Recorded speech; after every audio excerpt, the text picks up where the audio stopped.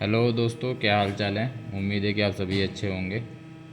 आज का कल हमने जो पढ़ा था वो 42 के बारे में पढ़ा था, ओडी फॉरवर्ड टर्निंग के लिए।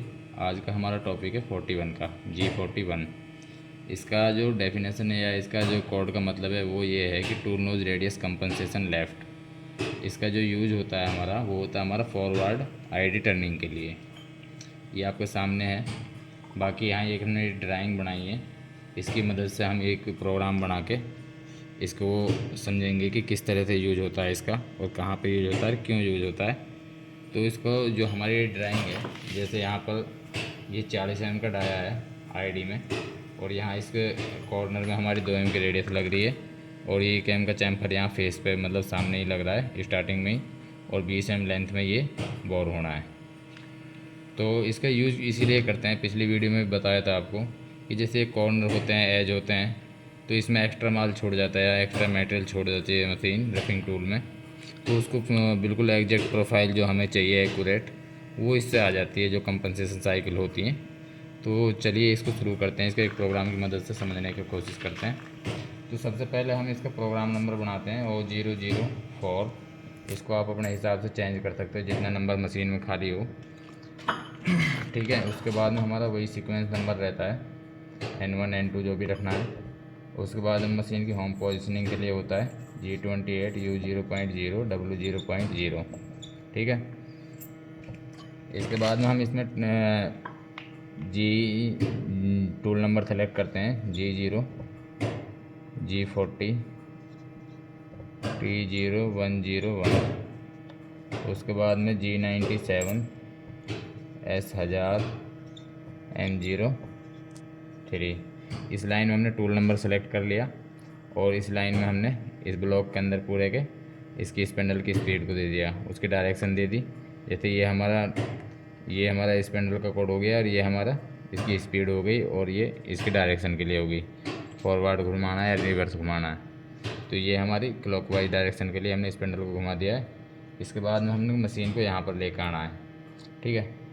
इसके बाद में क्या करना है, G0 जैसे हमारी 40 mm की आईडी है, तो हमें पहले मशीन को यहाँ से रोकना पड़ेगा। 40 ये 1 mm का चैम्फर है, तो ये पहली बात तो ये वैल्यू हमारी 42 हो जाएगी, क्योंकि चैम्फर डबल एक्स में मशीन डबल ही पड़ती है। चाहे तो इस तरह से समझ लो, चाहे 1 mm का इधर है चाहे 1 mm का इधर है, उस हिसाब से भी ऐड कर सकते हो, ठीक है। Okay sir.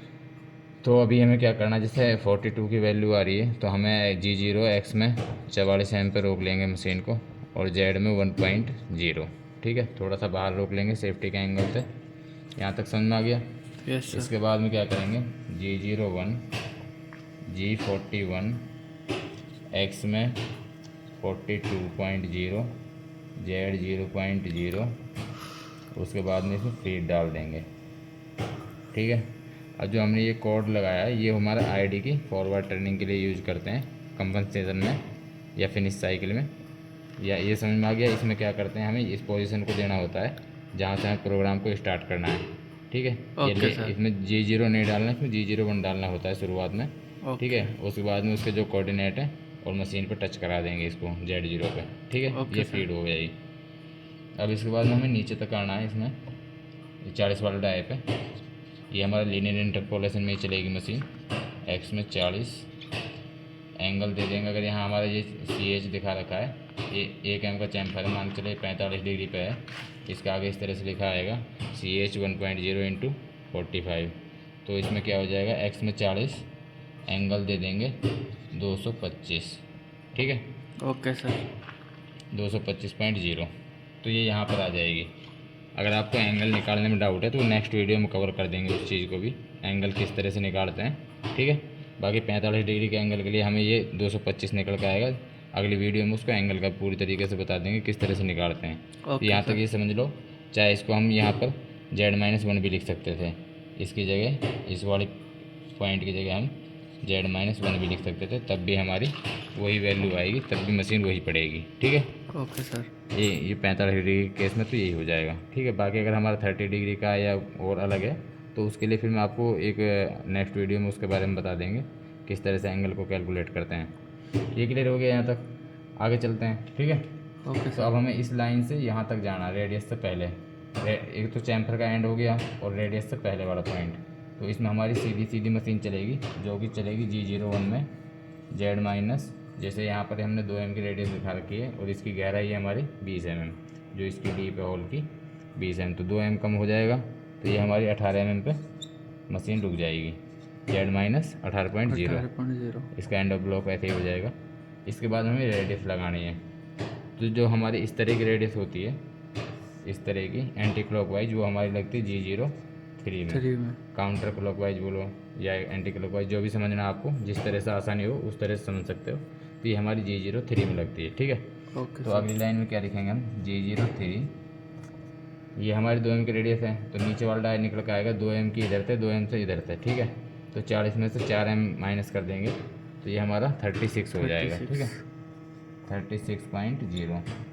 और जेड माइनस कितना हो जाएगा 20 mm, क्योंकि मैक्सिमम गहराई हमारी 20 mm है इसमें, ठीक है।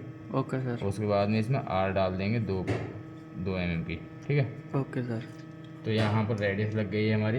अब इसको अगर हमें यहाँ तक मशीनिंग करनी है और नीचे तक, तो उसके लिए हमें G01 X में मान के चलो, जैसे 40 का है तो 20 तक तो आराम से टूल आ ही जाएगा, या जितना उसमें ड्रिल वगैरह लग रहा हो यहाँ पर वहाँ तक हम उसको कर सकते हैं, ठीक है। ताकि मशीन नीचे भी ना टकराए बोरिंग बार, तो उस सेफ्टी के हिसाब से। तो यहाँ तक इसके कोऑर्डिनेट भर दिए हैं। अब इसमें खाली मशीन को बाहर निकालना होता है, उसके लिए क्या करते हैं, G0 G40 U-1.0, ठीक है, Z1.0। इससे क्या होएगा, जिस भी पोजीशन पे मशीन रुकी थी, जैसे 20 पे रुकी है, तो यहाँ से 1 mm और नीचे होके और जेड में 1 mm बाहर निकल जाएगी मशीन, ठीक है। Okay sir. यहाँ पर तो अभी इस पोजीशन पे आ गई। इसके बाद में हमें मशीन को होम पोजीशन पे लेके जाना है, G28 U0.0 W0.0, ठीक है। इसके बाद में N05, ठीक है, ये इस पैनल को स्टॉप कर देंगे, M09 कूलेंट को ऑफ कर देंगे, और इसके बाद में M30 प्रोग्राम एंड कर देंगे, ठीक है। Okay sir. तो ये यहाँ तक का प्रोग्राम क्लियर हो गया है।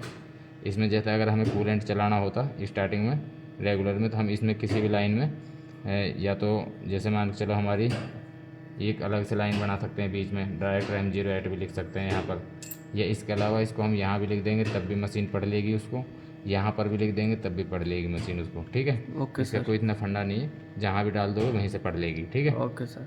यहाँ हमने इसको प्रोग्राम को कंप्लीट कर दिया। इसमें कुछ भी डाउट है तो आप पूछ सकते हो, कमेंट में बता सकते हो। बाकी नेक्स्ट वीडियो में मैं आपको एक एंगल की कैलकुलेशन बताऊंगा, ताकि आपको एंगल कैलकुलेट करने में आसानी हो, ठीक है। क्योंकि आप कंफ्यूज हो रहे हैं कि 225 डिग्री का एंगल इसमें डाल दिया, अगर OD पे होता तो 135 डिग्री का क्यों डाल रहे हैं, उन चीज़ों को क्लियर कर देंगे नेक्स्ट वीडियो में, ठीक है। Okay sir.